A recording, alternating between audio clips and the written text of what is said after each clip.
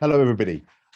Welcome back to these conversations with the people that are going to be taking part in the roundtable discussions this next week. Now I've got Dave Moutrey with me, who is the Chief Executive Director of Home in Manchester, which is a performing arts venue and a cinema and a whole range of cultural spaces within it. He's got a long history of being in the creative scene in Manchester, having previously been the Director of Culture at the City Council, and having worked with the predecessor organisations to Home, both the Corner House Theatre and Cinema Space, and indeed the Library Theatre for a number of years before that. Dave, welcome to this conversation. And I wonder if I can start by asking you just to explain a little bit about kind of your background and how you come to be where you are today. I started life as a teacher and worked for 2.5 years in schools in Oldham, which is part of Greater Manchester, but moved into education. Moved out of education into full-time theatre because there was a local theatre that needed somebody with professional theatre experience who was a qualified teacher. So that's where I moved into that, and I've had a career working over 37 years in arts and culture in Manchester ever since. Was that the Oldham Theatre Workshop then? No, it was the place I went to work at was the Abraham Moss Centre in North Manchester. So it was a community school in the days when in the UK when community schools were a thing, and they had a theatre that they wanted to be used by the community as well as by the school. So it was a perfect job for me, to be honest. It was a really exciting time. I mean, it's an exciting time for two reasons. One, there was the opportunity there to work across that sector and work with young people and the community, which is always exciting. But the other thing is that this was back in about 1984, I think it was, when I started. Britain really was still not wasn't recovering from the economic shock of Margaret Thatcher's government and the closure of many manufacturing industries. So it felt like that because everybody was on the same page, nobody had a great deal in terms of financial resources. We all started off on the same page. And so making work became something that we did because we did it, rather than we were looking to make our fortune. And that's where that became the real driver around that time, Manchester is a really interesting city. I mean, when we were talking about this before, you were saying that it doesn't think about itself as a second city. In actual fact, it sees itself as being the first city in that sense. But I wonder if you can just talk about a little bit about the city itself, and particularly the sense of its diversity, because I think that's one of the most kind of interesting things about how diverse the city is and how that contributes then to this notion of the development of its creative economy. So Manchester, if you look at it on the map, it's this big sort of urban sprawl in the centre of a map of the UK, but it's actually made up of 2 cities and 8 boroughs. So there's the city of Manchester and the city of Salford, and then there are a number of boroughs around there, Wigan, Oldham, Rochdale, Bury, Bolton, Trafford, Stockport, Tameside, that sit around that. So it's a big conurbation, and it sits at the intersection of lots of communication networks in the centre of the UK.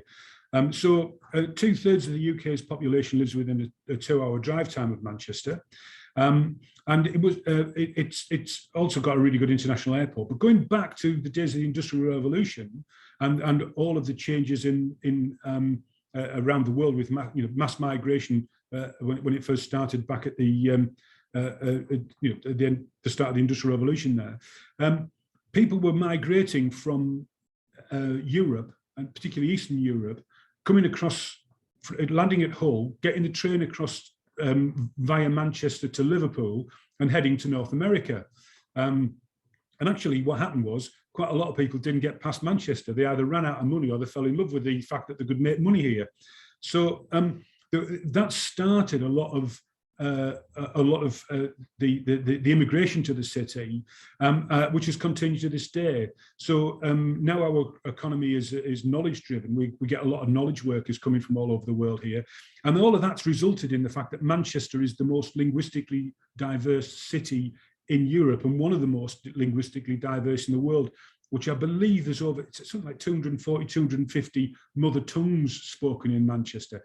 That richness really adds to the gene pool of creative ideas in the city, and that openness to many different cultures, which goes back a long time in our city. It's not a new thing.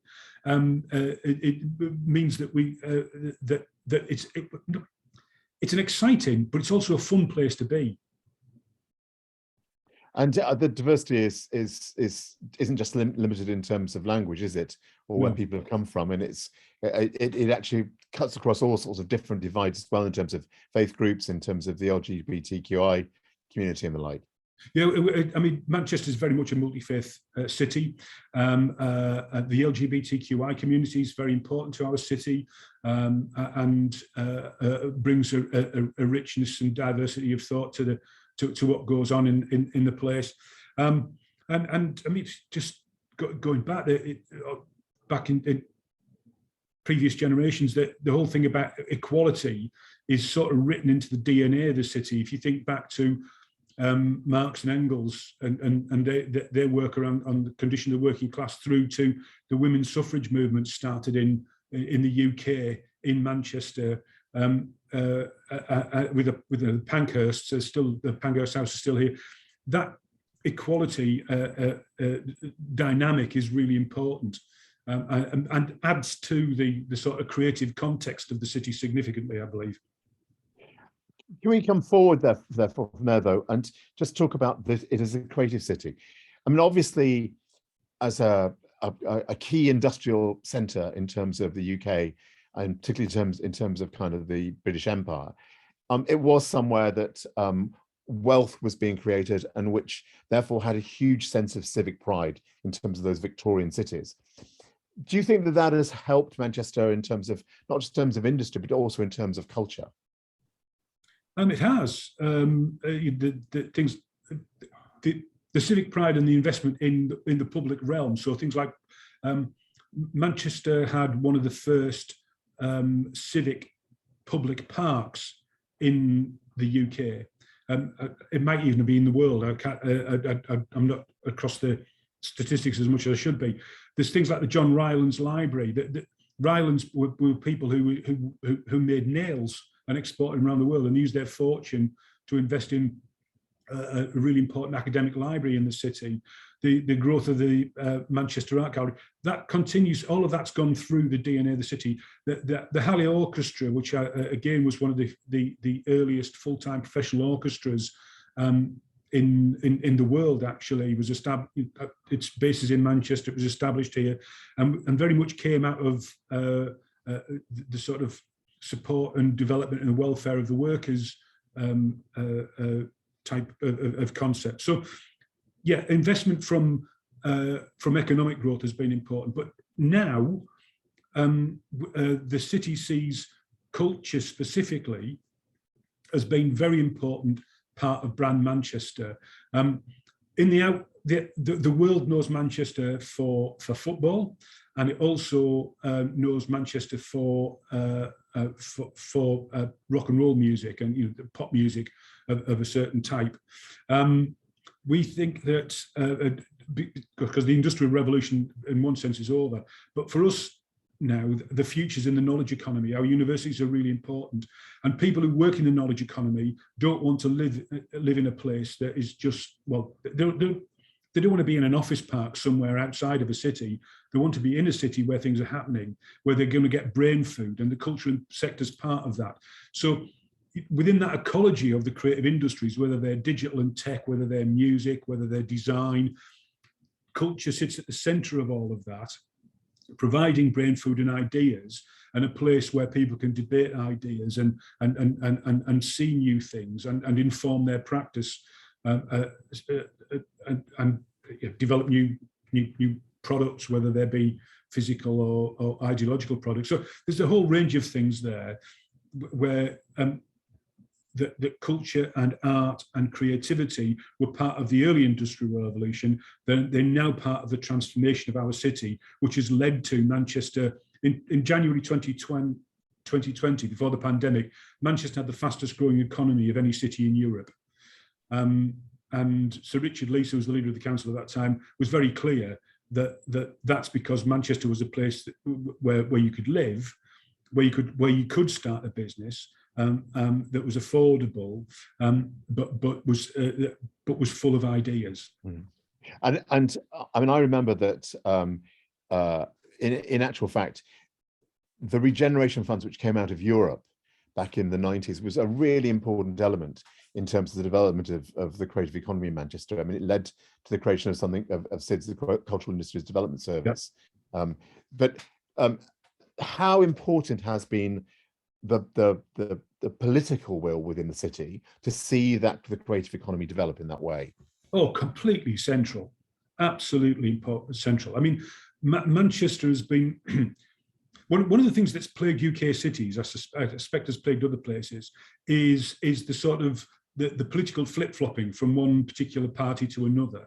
Manchester, I once joked with Sir Richard Leese, I said, hell will freeze over before Manchester is anything other than red. And he got really angry with me. He said, we never take that for granted. We never take that for granted. We work as hard as we can for the benefit of the people of Manchester. That's why they vote us in, not because of anything else. Because of in all the time that I've worked in Manchester, Manchester's never been anything other than a Labour city. And for 25 years of that time, it had the same political leader, Sir Richard Leese, and a big chunk of it was 20-something years, the same chief executive, Sir Howard Bernstein. And they fully understood that the future was about creativity and knowledge. And so they built really important partnerships with our universities. They've supported the cultural sector. They got behind things like the Olympic and then Commonwealth Games bids in order to engender a new spirit of self-belief in the city, and encourage more active participation in those things. And they also invested in cultural projects. But the key thing is that they didn't want to control everything themselves. They worked very much in partnership with the private sector and with government. And no matter what government was in power, national government, Manchester works with them. So it's very pragmatic. Yeah, and one of the things I wanted to touch on was, I mean, obviously Manchester was the Arts Council City of Drama in '94. It's now with the UNESCO City of Literature. But it strikes me that one of the other things which has been really important in recent years in Manchester has been the development of Salford Quays, which is part of Greater Manchester. But that becoming such an important centre in terms of BBC television and production, whether it be children's television or in terms of the sports production that comes out of there. Yeah. And then kind of, the ITV, them taking its studios into that space. How important do you think that kind of development of that facility has been in terms of now driving a new kind of impetus, bringing a new impetus? Because that's a private sector initiative effectively, isn't it? Yeah. I mean, the whole of Salford Quays is, I think it's owned by the Manchester Ship Canal Company. And they cut a deal with the BBC and built Media City. It's been massively important. It's brought a whole load of jobs to the area, but more importantly, it's brought opportunities for local independents to feed into the supply chain of the big broadcasters, and as a result of that, we've seen new film studios spring up in Manchester. The Sharp Project's one example where we had some new film studios there.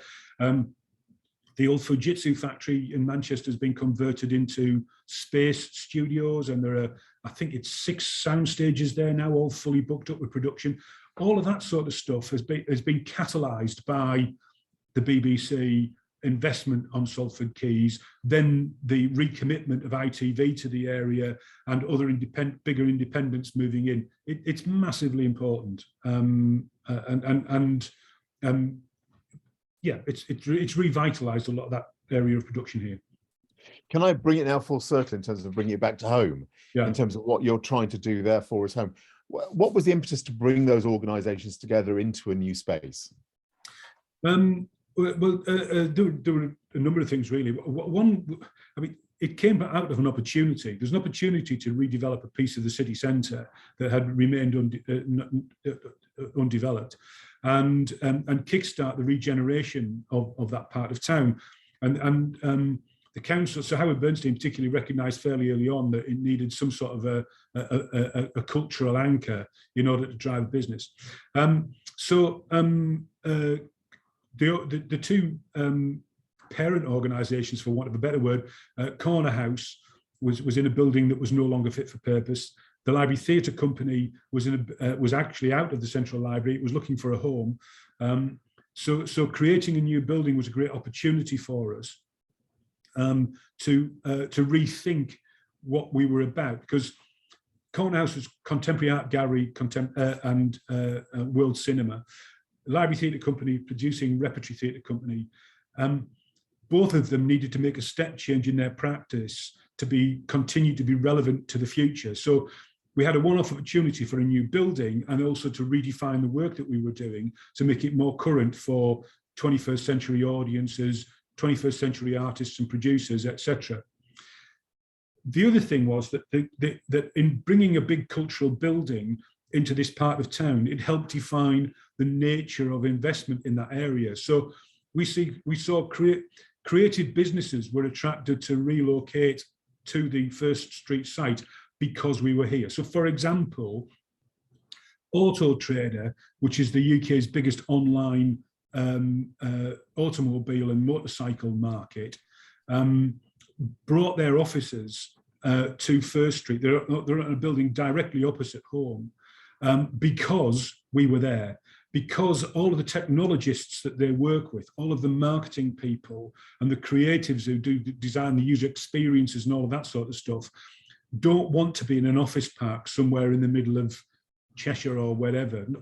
Not that Cheshire's a lovely place, but they want to be in, they're younger. They want to be in a city centre. They want to feel excitement. They want to be able to come across to our restaurant or go to our cinema or our theatre and feel as though they're part of it. So, you know, Auto Trader have been a long-term partner of ours, but they would say they moved here because of us. So that anywhere in the UK can provide a really good standard of office, an office building. That's basically the order qualifier. The order winner is what the experience and the place is. And that's what makes the difference. And that's why First Street has been a really successful development, anchored by this building, because it's a destination that people want to come to. Creative businesses want to be around it. And that's a model that's been developed elsewhere in the city. Brilliant. Thank you so much indeed. I can see lots of fertile stuff there in terms of the discussions next week. We'll look forward to continuing the conversation then. Thank you, Dave. Thank you.